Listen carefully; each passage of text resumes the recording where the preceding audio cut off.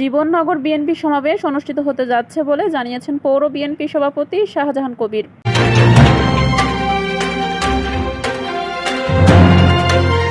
আসসালামু আলাইকুম দর্শক, সকলকে আমন্ত্রণ জানাচ্ছে বিবিআর নিউজ সংবাদে। চুয়াডাঙ্গা থেকে সহকর্মী এমআই আতিয়ার রহমানের পাঠানো ভিডিও চিত্রে দেখুন বিস্তারিত।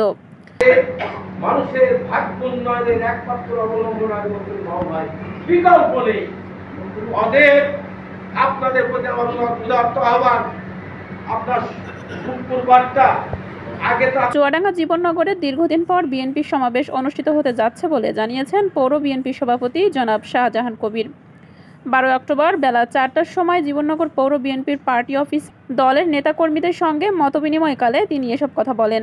17 অক্টোবর শুক্রবার বেলা 3টার সময় জীবননগর বাস স্ট্যান্ড মুক্ত মঞ্চে বিএনপির সমাবেশ অনুষ্ঠিত হতে যাচ্ছে। সমাবেশে প্রধান অতিথি হিসেবে উপস্থিত থাকবেন বাংলাদেশ বিজিএমইর সভাপতি ও বিএনপির কেন্দ্রীয় কমিটির কোষাধ্যক্ষ চুয়াডাঙ্গা জেলা বিএনপির সভাপতি জনাব মাহমুদ হাসান বাবু খান।